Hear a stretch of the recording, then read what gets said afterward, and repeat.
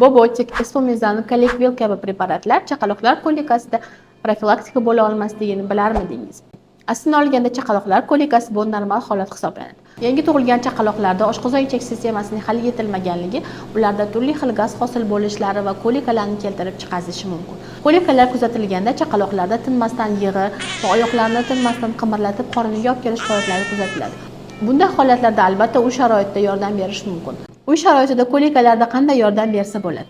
Bunda ma'lum bir issiq matoni qorniga qo'yish orqali qorin kolikalarini kamaytirish yoki bo'lmasam ovqatlangandan so'ng 20-40 minut davomida bolani vertikal holatda ko'tarib yurish yoki bo'lmasa yig'lab turgan bolani vertikal holatda ko'targan holda tebranma harakatlar yordamida kolikalardan qutulishga yordam berishimiz mumkin.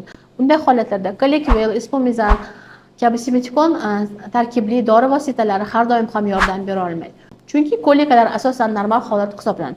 Bola yoshining 6-oyiga borib kolikalar o'z-o'zidan kamayishi kuzatiladi.